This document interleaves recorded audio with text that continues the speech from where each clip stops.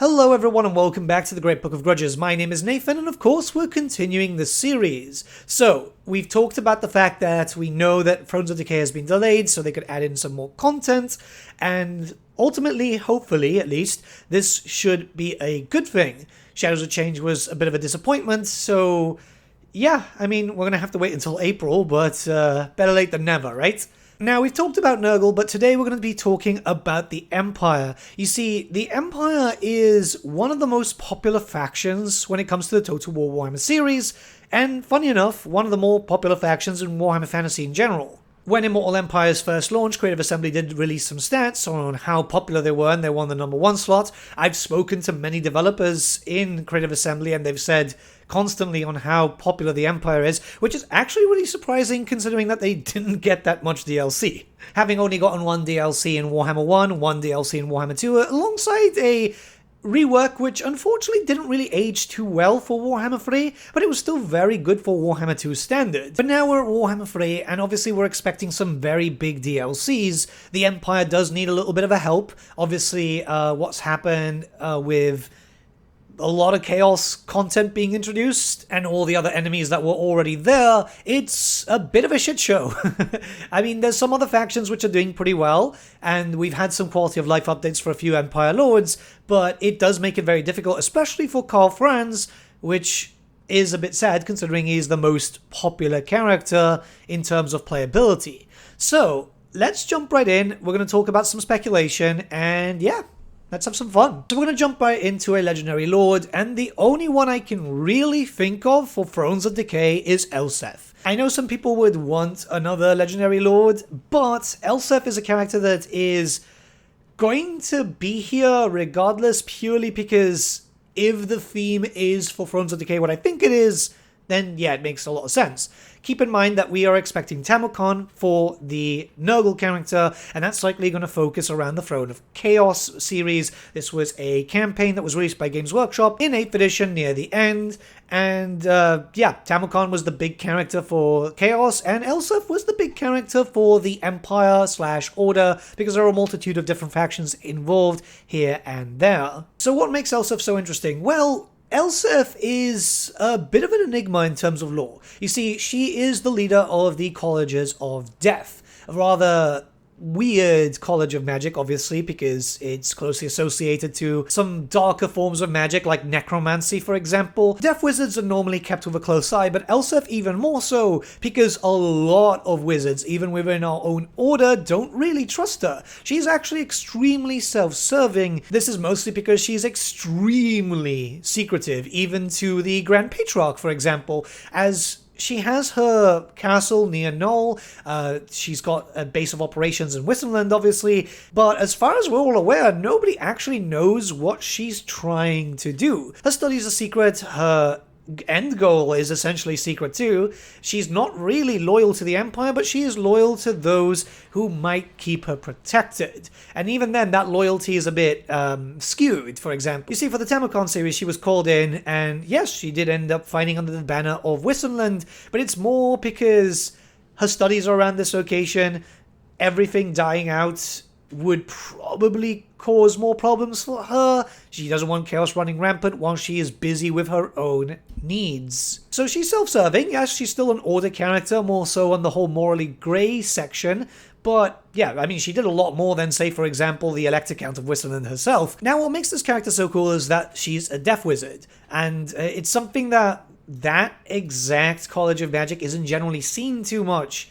She is, again, super powerful. We don't know exactly how old she is, as there is speculation that she might be hundreds of years old, as her mastery of the winds might allow for manipulation of that. But most see her as second in terms of power to Balthazar Gelt. She is very, very much allied with the Cult of Vmore. Again, kinda going into that sanctification of death, but there are some cases where she might dabble in some other points of magic, hence her long-standing age. Hell, there was even some theories back then that she was maybe a vampire, maybe a wraith. Her magic is not the only part of her power, though, because we know that she rides atop a very powerful Carmine dragon. So she is extremely destructive, not only in the magical sense, but the physical sense, too. So in terms of Total War, you'd have a Lord character with the Lore of Death.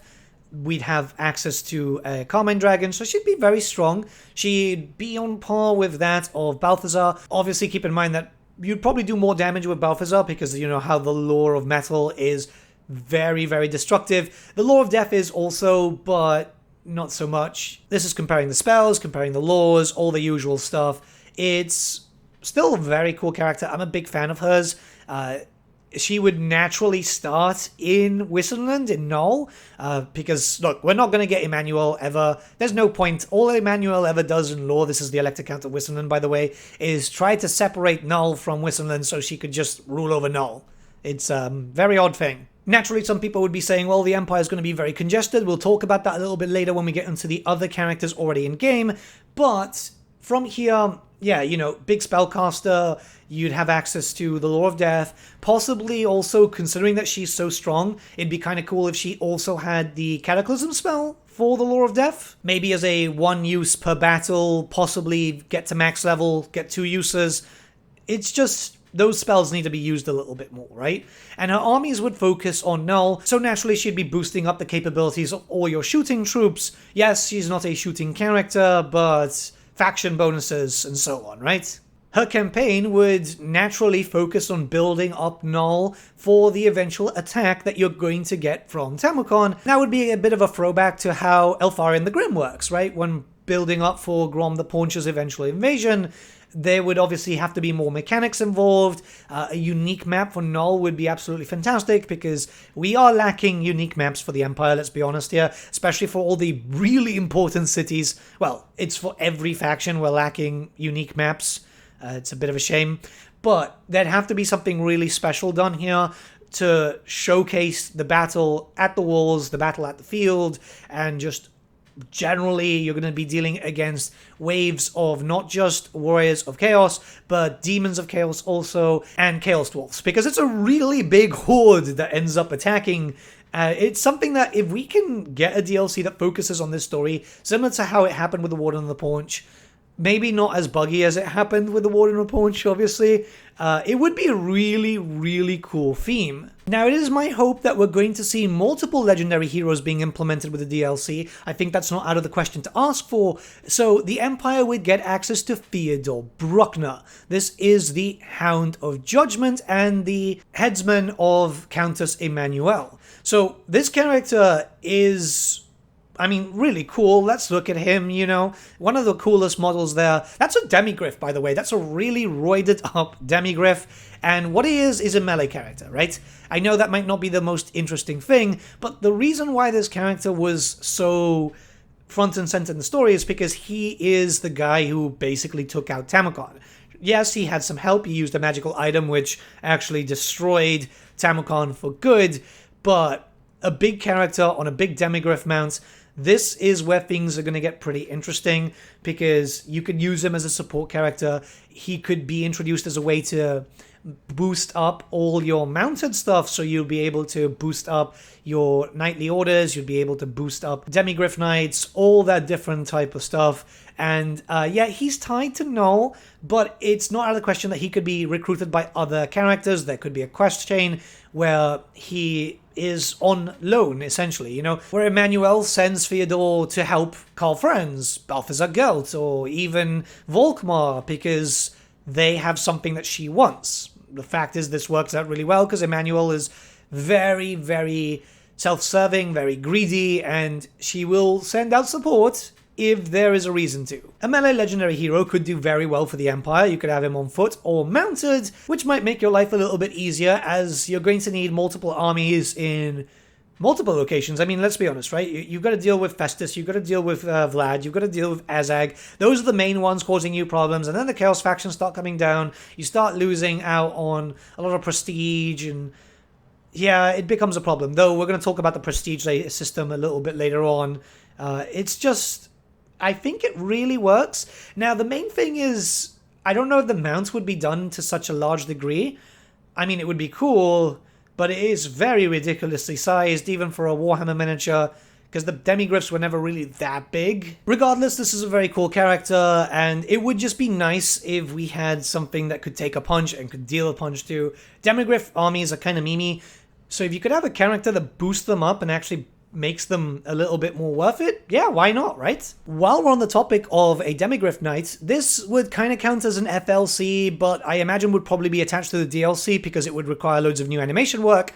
But yeah, a character, all your generic characters, well, your army leaders, your generals, your captains, being able to ride on a demigryph. I know this might not be the most important thing to most people, but it's a mount option that people have wanted. We never had those on the tabletop, however, there were a lot of very popular fan-based rules that used to implement them, and they became kind of like the norm through the tournament scene sometimes. It's mostly just rule of cool, and rule of cool is important. Plus, I mean, why would you have knights but not have access to, you know, demigryphs on a character? Now the big thing, this is going to be like a spellcaster slash gun style DLC, and we're missing out on a bunch of heroes with the laws of magic for the Empire. We're also missing, well, all the Lord options, so it would be nice just to finally see these being implemented, as the High Elves got theirs back, well, in mid-Warhammer 2, I think, more or less. It's about time that the Empire got it too. The Empire has the Colleges of Magic. It's a weird thing that we just don't have access to anything special here, right? Like, we need all the different laws of magic because people like having all the different laws of magic. So, yeah, it's about time that this was implemented. Having all their unique looks, having everything that was basically missing. This is going to open up the opportunity for you to have a lot of different army variants, army styles. Having something and not needing it is probably the best way to go. It's the same thing like I mentioned with the Chaos Warriors, right? Getting all the different variants for the Chaos Warriors of NURGLE, which means halberds. That means you get some anti-large. It means you can get your dual weapons, but you might not use it. Some people would, though. This is a thing that they haven't really learned just yet, especially when it came to like a Greenskin DLC. Yes, there's a lot of stuff that has the same functionality, but having all the things, all the toys, just allows people to have more themed armies and more fun armies at that too. Now, I'll be honest with you, I imagine that these Lord and Hero spellcasters have been in the works for quite some time now, considering that the art book also had the art for a Gold Wizard. So, we'd likely get another Lord or Hero option, which I would like both if possible. This would be an Empire Engineer, and yeah, it would work very similar to that of a Dwarf Engineer. So if you've played the Dwarfs before, you know what it does. It boosts up your range capabilities, it boosts up your artillery, but since this DLC is going to be focused in Wissenland, which has Null, the gunnery school, the very famous one, it would kind of make sense to have this here, either with a Hotchland long rifle or a pistol, a repeater pistol and a sword. I would really like, and this is something that we really need in the future, it's something that I'm going to keep hammering on to CA, as I've mentioned it a few times to the devs, by the way, about having weapon options as skills. Something very, very important, because that means that you can have characters with different loadouts, essentially. But yeah, other than that, Mechanical Steed, it's a buffer character. It would be cool to have them as a Lord option too, you know, a Master Engineer and a Standard Engineer. Give them pigeon bombs as a special attack, because that was a thing in the tabletop back in the day. There's my cat. Get them a mechanical horse, a standard horse. So the standard horse would just be fast. The mechanical horse would be a bit slower, but durable. And in a perfect world, honestly, a freaking steam tank mount would be hilarious. Yes, there's only supposed to be like 13 steam tanks in lore, but that was thrown out the window when you could make a literal doom tank of 19 steam tanks. So why not, right? It would be rule of cool, and that stuff is really, really impressive. The thing with the Empire is there's so much variety, especially when you go into the army book. There was so much that you could do with it. It would just be nice to be able to have more things just to play around with. This is the most popular faction, once again, I have to keep mentioning that. It should be treated as the most popular faction. The Skaven got a lot of things. This should really have gotten a little bit more attention than the Skaven. Alright, we're going to start looking towards some units. I know I haven't mentioned the faction mechanic yet, but trust me, there's a reason why I'm delaying that a little bit later into the video.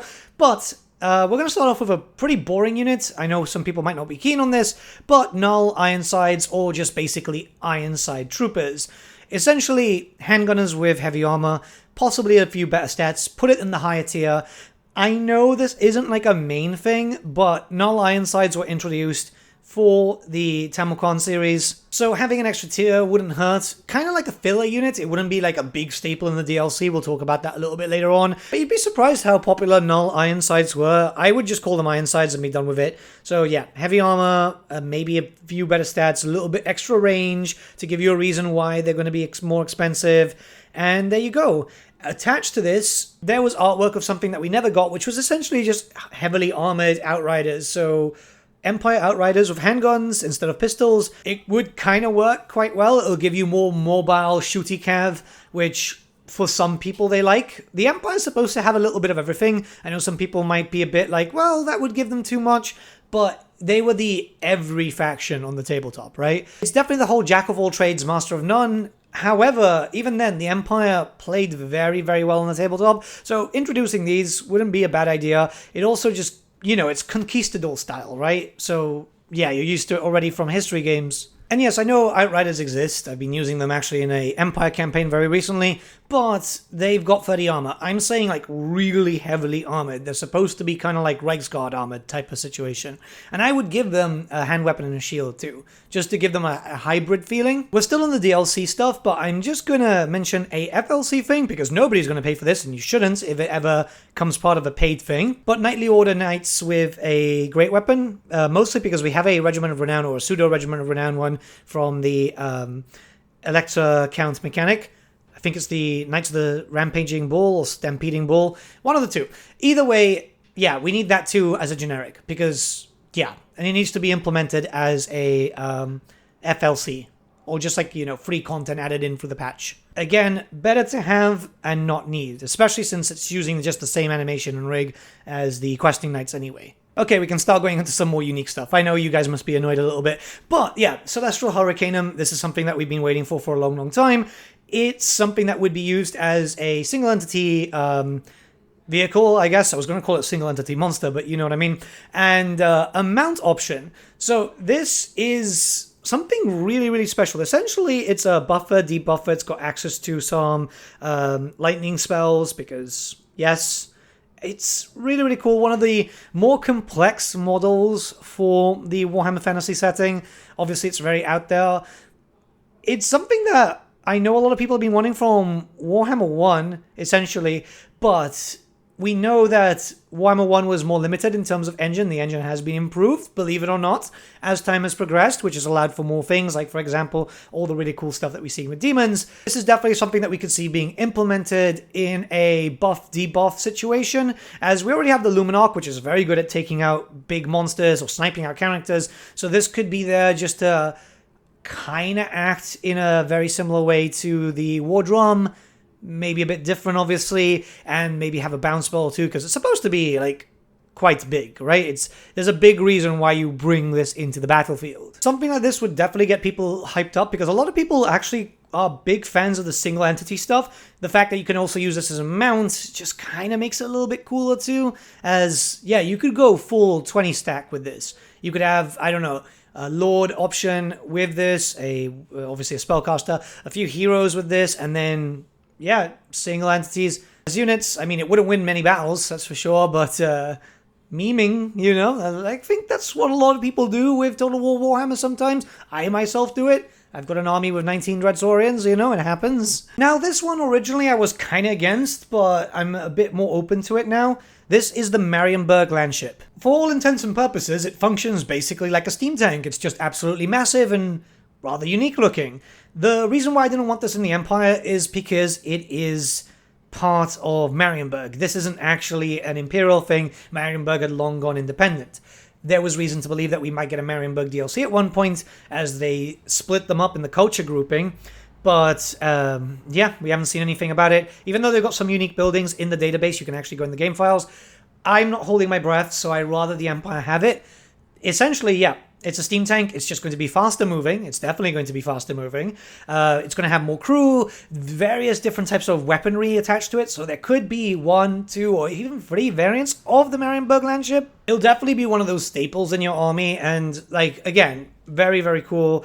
I don't know. I'd love to hope for a Marienburg DLC in the future. But at this point, the Empire need a lot of big guns. They really, really do. Something like this would help out to deal with all the hordes of chaos literally everywhere attacking. It does become a bit of a problem when you're playing as the Empire. Now, interestingly enough, here's where we run into a bit of a problem. You see, with these units, the baseline Empire is functionally done. Yeah, I know. If you just count the units that I've mentioned in this video so far, not the generic characters, what you end up with is pretty much less than Shadows of Change. I know, it sounds weird to say. Now, of course, there's a lot more Empire stuff coming down later down the line, if we start looking to like the Ulrichian troops and so on, and we'll talk about that a little bit later, I think maybe next week or so, but they wouldn't be part of this DLC. It would be a bit difficult to justify Knights of the White Wolf and all the Ulrichian troops in an area that has no attachment to it as part of the paid content. I don't think Boris would come down for free here too.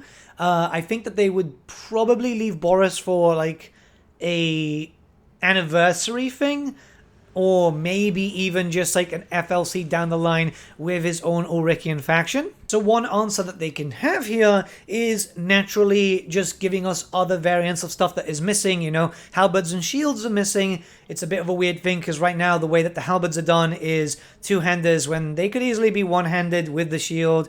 All these different types of variants here and there. Or this is where they can make things a little bit more interesting. Instead of looking towards loads of unique troops, why not just add in variants of stuff that people want?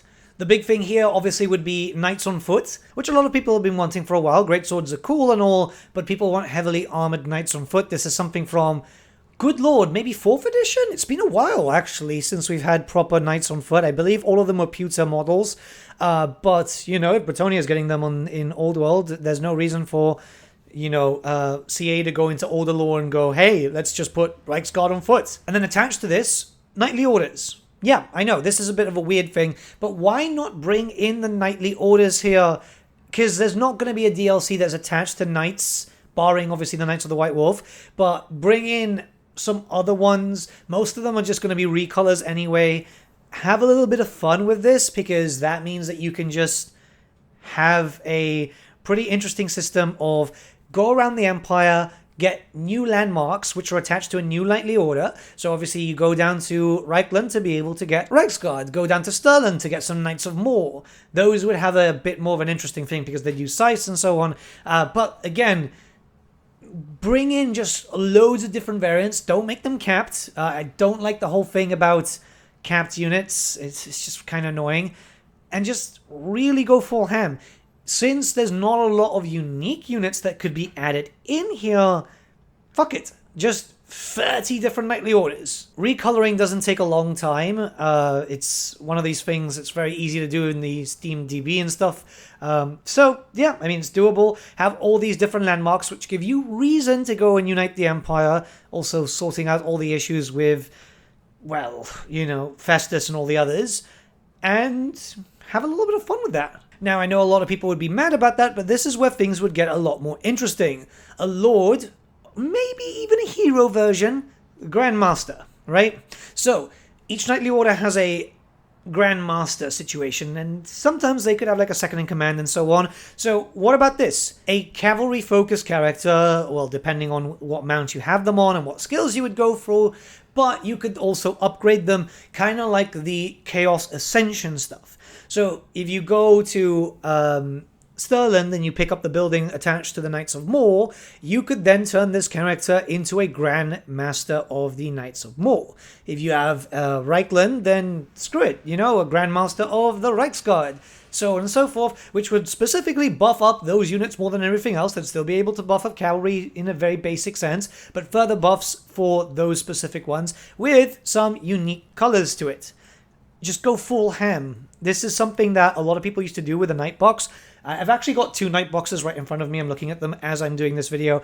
When they used to have 8 troops instead of like 10. Have the kit bash element there where it's again like the Chaos Ascension stuff, but it pads out the DLC more. It gives you some unique variety. You can even have them mounted on demigryphs too, because it would add to a lot of different stuff. A lot of people would like some Grandmasters. There's literally no other characters to bring them in with. There's no, like, cavalry characters. I know some people would say, oh, what about the 2 characters like the Reichsmarschall and so on? I imagine that those guys would come down later down the line as a character pack. And this means that this DLC kind of finishes off the base Empire, adds in a bunch of characters, adds in some stuff that people are waiting for, and adds in all the knightly orders, which is, like, something really, really important within the Empire. As they'd be able to take some of the rigs and animations from the Bretonnian stuff, because those ones are kind of interchangeable, that means that you have a lot of freedom to just have a lot of different looking knights, which would also have their own stats and abilities and so on, and with your character, you could tailor loads of different armies.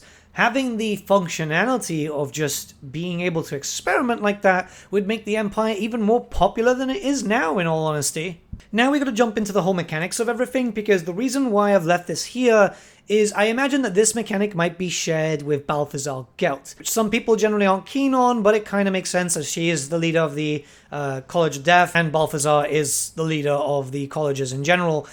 So what would be happening here is a College of Magic thing, where you'll be able to get stronger winds of magic on the specific wind, one of the 8 generic color laws that the Empire should, in theory, have access to in this DLC. And by that point, those specific spellcasters will have access to their Cataclysm spell, with Elseth and Balthazar always having access to the Cataclysm spell. But this would be the generic, maybe just the Lords, because the heroes having it too might be a bit too much. But I'm going to say both, because if I say just one, then I get people commenting saying, you're anti-fun!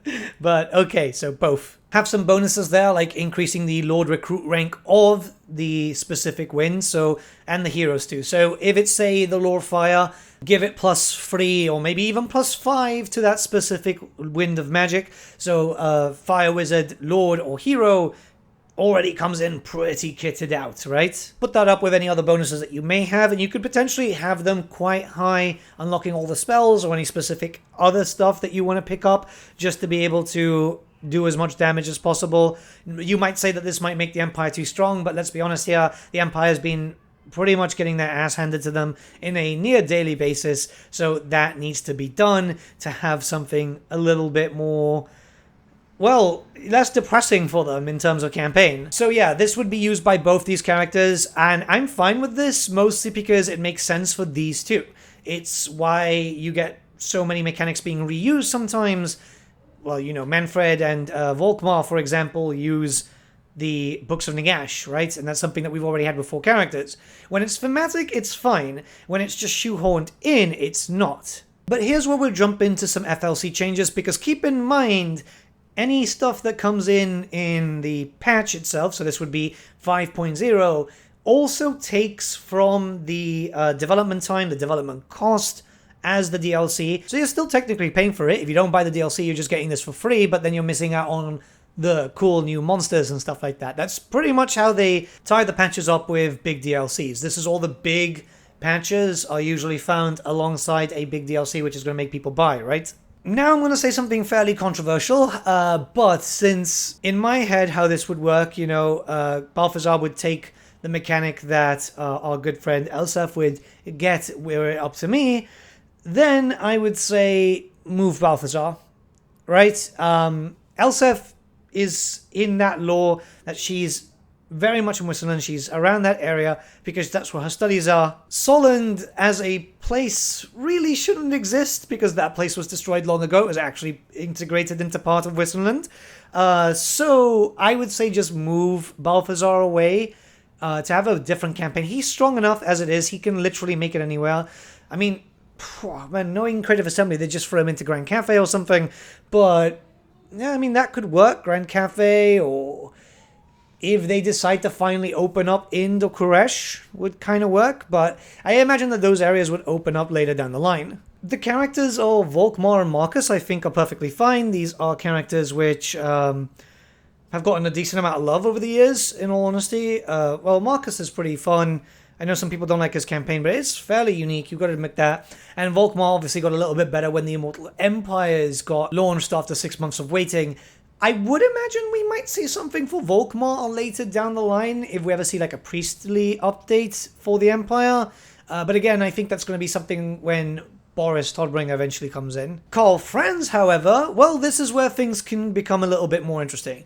So, firstly, an Imperial Zoo mechanic would be really cool for Karl Franz. The zoo itself is in Altdorf, so why not build up a zoo landmark, and it could every turn have a random chance at supplying you with a monstrous unit. Something kind of cool there. So, what you expect. Obviously, not like a Chaos Dragon and shit, which there is a Chaos Dragon. Well, there was a Chaos Dragon in the Colleges of Magic, and attached to the zoo also, there was Manticores.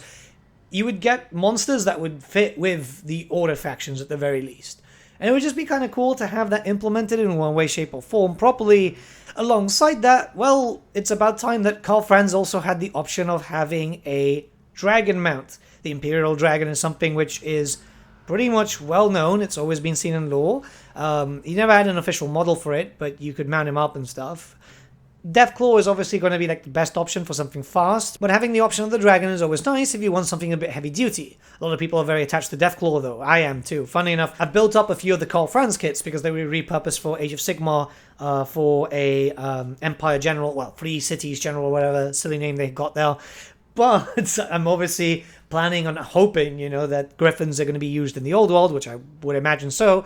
So I've got a bunch of Karl Franz kits where I'm just making my own fun kit bashes for Empire Generals. And a large amount of work would go to fixing up a few problems of the Empire over here with, say, for example, how the Electrocamp mechanic works. It's not a bad system. Don't get me wrong, I adore this system. But the system was taken with Warhammer 2 in mind rather than Warhammer 3. This is one of these things where it makes me question how far ahead do Creative Assembly think, because Festus being in the middle with Vlad there too, Azag, Draika, you start losing the harmony essentially there. It becomes such a shit show. There are no benefits too, barring just like the one bonus. Like, everything is either negatives or one singular bonus, so it's always like you're fighting to keep that bonus rather than anything else. And it's not too much of an issue once you get the ball rolling. You'll start taking over all the locations. But honestly, what needs to be done here is just kind of revisit it and fix it up really heavily. It's a good system. Again, I'm not shitting on it. It's just, it needs a little bit more to make it near perfect. I think the Empire is in a really good place as that vanilla faction, and it should always not be too complicated for the sake of being complicated, as people will always look towards the Empire as this is the faction that's going to teach me the game, but they were a recommended campaign for so long, and there is no need for them to be a recommended campaign, because that's not a campaign that I would recommend to a beginner, dealing with every issue there with loads of factions rebelling against you. You get the Empire Civil War every now and then, because if you're new, you're just not going to be as good to deal with all those issues as someone like myself, or you guys listening to this video who have been playing for a fair amount of time. Right, now, with everything said, I think this would be pretty decent for an Empire side. Nurgle would likely be getting a little bit more. The Dwarfs, I think, are going to get a lot more, which is why I'm leaving that video to the last. As you can imagine, I've been kind of delayed because Christmas is coming up, and oh my god, I am so fed up with Christmas. I'm trying to paint miniatures, and I've got to go here, there, and everywhere. I imagine some of you guys are the same. If you are managing to get away from that, you're a lucky one, and I'm very jealous. But let me know what you guys think in the comments below. Let's have a little bit of a discussion. And I'll see you all again very, very soon. Have a good day.